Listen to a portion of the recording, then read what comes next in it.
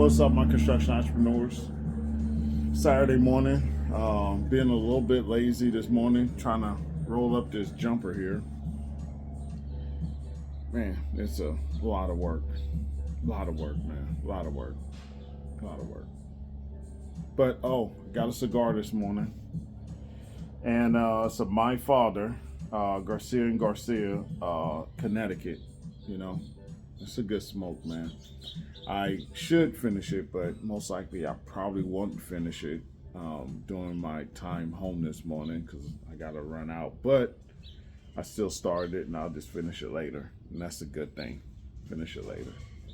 But hey, listen. So I wanted to talk about getting paid. And we're going to talk about getting paid on the residential side and not on the public works side. Right? Getting paid on the public works side is a lot different than the residential side. But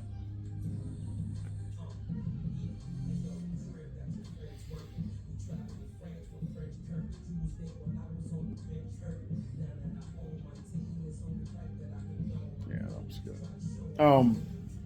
So a lot of times we do these contracts, and especially for other general contractors, and a lot of times the pay structure is not clear, or the pay structure could be clear, but it's not clear when you're going to receive the check based on the work that you have completed, right? So you can have the pay terms laid out in the contract, right?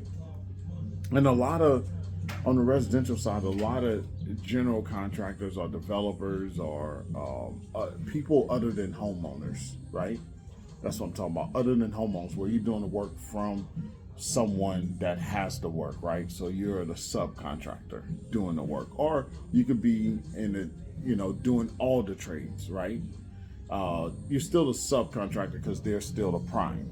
Okay, I'm talking about having someone that's working for the client that you are working for.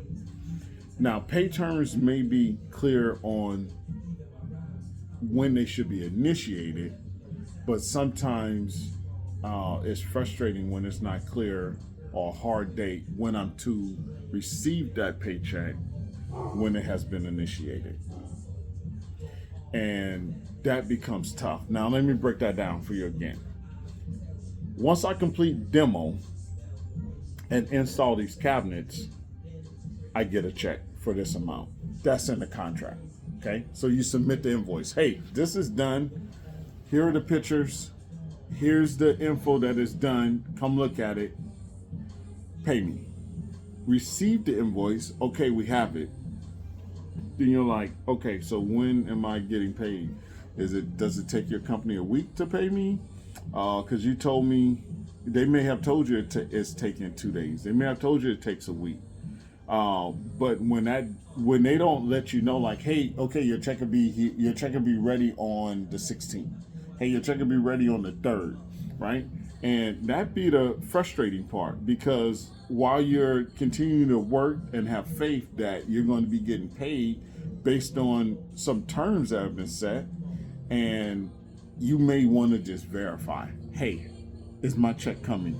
And people a lot of times get attitudes because you're trying to get a more hard date on when you're getting paid. That's the crazy part. That's what really irks me, is that people don't realize how much money, time, effort, materials you put in their job to get their job to a certain place, and all you want is hard dates on when to get paid. Now, a lot of times you have to always look at it, these situations, always look at it in reversal. If you were the GC or the prime and you were hiring a sub, right? And what would you be doing? Or if they're giving you the right information and maybe you're in a certain position or a certain situation to where maybe you're not understanding it correctly, maybe the finances are tight, maybe you don't have enough work, maybe you have too much work, so it puts your understanding in a different space, right? Put your understanding in a different light to where maybe you're not quite agreeing with what they're telling you, but they are being fair. It could be one of those things too. I'm doing a video. Okay. Oh my gosh. Don't. Oh, okay. Thank you, son. Let me finish my video. Okay. All right. Thanks. A birthday party yesterday. Amazing birthday party yesterday. We actually had a birthday party on a Friday at night. My wife put it together. That's why I had the jumpers out, because we had a party last night, so I brought the jumpers out. But yeah, I had a night birthday party for the twins. They turned 8. And she got a game truck, and it was a pretty good turnout. Probably like 30 kids, man. A lot of kids. And he got that's one of his gifts was that Spider-Man thing where it squirts foam, and then another one squirts water. He just squirted me with some water, so oh man. Anyway, so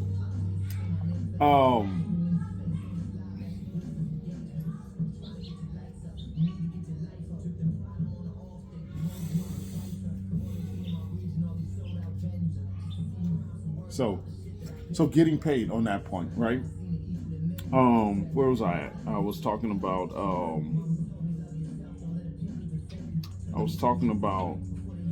receiving receiving payment, or having that confusion, right? Like, hey, when you gonna cut my check, and then double checking on it. And I think a lot of people don't understand how much effort, time, commitment we put into this thing, or you put into this thing, and those commitments don't come true, or they're just unclear, and that become a residential thing a lot of times than more of a public works. Public works, you got more rights as a subcontractor. You can cause a lot more headaches. Now, in the end, getting paid, you may have to go through litigation straight up. But residential too. In this whole contractor world, dealing with payment, people don't pay you. You most likely have to go down some road of litigation. I do have some tricks up my sleeve to make residential clients pay a lot quicker, or I go through a lot less on the litigation side. I do have some tricks with that on getting paid because it's tough, man. And I'll have a class about that too, on some tricks and methods that you can use to force the prime or force the client to pay you. Okay, and it just requires a little bit of understanding the paperwork of things, and most times it works, and most times you get paid. But dealing with clients where those things, and a lot of times you can work out all the, you go through a few situations and you're like, all right, the next one I'm gonna, get a hard date on my check. Okay, my check should be on this date, and that check still doesn't come on that day. And another thing I never do, I never have my checks mailed. Yeah, babe. Huh? I'm doing after I finish my video. I do it. Call mommy down. Call her on Alexa. You could have it set to where you're like, you know what, I'm not going through this no more. This is the date. This is the date, and then it can still screw up and not be paid to you. Which you should be paid, which you should not have to wait, which you should get hard dates on. But sometimes it just doesn't work out like that. So let me ask you this: working for a client, you're supposed to get paid, you don't get paid. Now, contractually, or according to the board, the CSLB, you're not supposed to pull off on that job without going through some type of initiation with litigation. Like you're entitled, your responsibility, your obligations or to continue working, even if you don't get paid. Like unless you file some type of, submit some type of citation, violation, something to lead down that litigation path. Showing paperwork. You can't just be like, oh, you didn't pay me, I'm pulling off. You have to submit, notifications. You need to constantly make contact, and do it pretty quickly. And then, send a letter send a letter saying that you will be pulling off and you will be going through litigation. And, you got to protect yourself. A lot of times we do just stop working because we can. And if you can, to make it seem like, oh, I'm not working, or and it may be toward the end of the week or end of the project or end of a task, and you can actually buy you a few days where you can not work, but also make that not work time seem like you're not working because of the issue, because of the concern, because of the non-payment, right? You can do that too. Those are tricks that we have to use, especially if we're experienced in that area. There's nothing wrong with that. I think because we're in this business to make money. That's it. And if we're not making money, then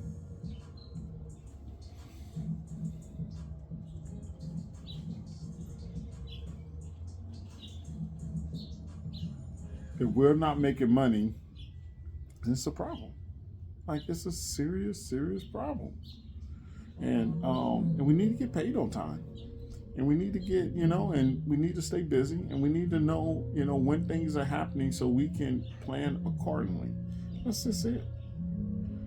I think a lot of people don't understand that. A lot of people, a lot of contractors you go through, and a lot of homeowners too, don't understand that. Like, hey man, I've done this work. I've done work for your house. Pay me. And I see videos online where I seen one where, what did they do? They almost like took the stuff up. They they didn't get paid. They went and just bust out windows or something. I forget what they were. Oh, I think it was landscape. You guys probably seen it too if you guys online. I think it was a landscape guy where he did some work and then he didn't get paid, and he literally came back and was picking stuff up, man. That is crazy. A lot of times with this, if you're doing concrete, it's kind of hard to, I guess you go break it up, I don't remember if it was concrete, but concrete is a hard one to go and break up and get rid of, right? Drywall is a hard one too, because especially if it's taped in mud, that's a hard one. That's almost like a whole demo process. But if you got like landscape, like plants, you go snatch that stuff up, man. Snatch that. Take out those sprinklers, and imagine that, man. Dude, come over. You don't pay him. You roll back up your side, pick up your sprinklers and your plants and your flowers, like pack that stuff up, man, and return that stuff, man. I still got the potty pots that came in, man. Bring that stuff back, man. That's funny. I don't have my ashtray, man. But anyway, though, is that something that you would do? Let me know. If you have things worked out, have a contract in place, it's clear on, when the payment should be initiated because you have reached these milestones, but it's not clear on when that milestone check will be paid, like physically given to you. Because as soon as you meet it, you should be paid. It shouldn't be a waiting process. Just not like, hey, I submit this to you and I'm going to pay you in 2 weeks, or I'm going to pay you in a week. Then I will be a week ahead of that. You know what I'm saying? I'm like, hey, well, I'm going to be done with this on this date. Here's the invoice.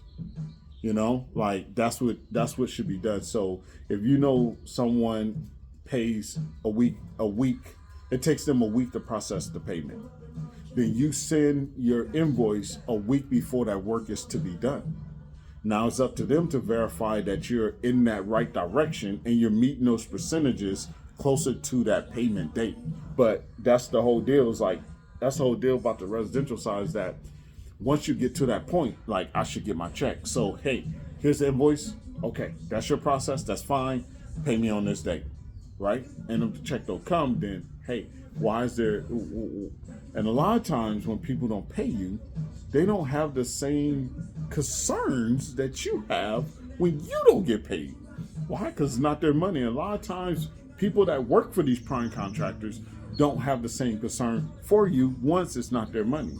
But I tell you this, if they had it to where they didn't get paid for whatever reason, or they were not clear on when their paycheck was going to come, what kind of conversation you think they'll be having with the owner?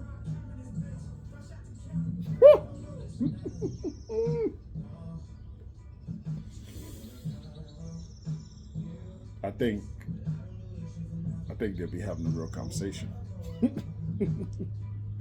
And it will not be nice. So that's my whole thing, guys. Tell me, guys, what would you do if things were clear, but then that time comes and your check is not there? What are you guys doing?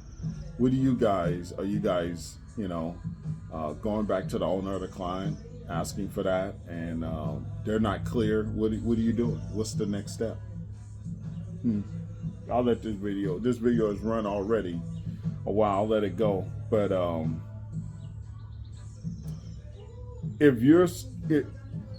one thing is to find out how long does it take them to pay you for these draws that are coming, okay? And get that put in the contract, okay? Make sure it's clear that, hey, when I'm done with this, you need to cut a check. Do you need a week notice when I'll be reaching this point? Do you need 3 days notice when I'll be reaching this point? Like, what do you need to produce this check that I need to receive at this point of work, at this percentage of work? And meet those demands, and you should be paid. You should. But if you're not, then what? If you covered all those bases, then what? Do you pull off? Do you contact the owner? That's the tough one right there. That's jumping over someone and that can cause some headaches. One thing you don't want to do is cause enough rift on the job site to where the prime, say not the client, or even the client, hire someone because you were not paid, right? You were in the right, but you was like, hey, I'm not doing any more work, and then they hire someone else to finish your work, and then now they owe that person and you, and now what percentage of pay do you get? And then they deduct what they paid that person, which you don't feel is right, and then they paid you the balance. Definitely want to avoid something like that. Definitely don't want to be in that type of situation.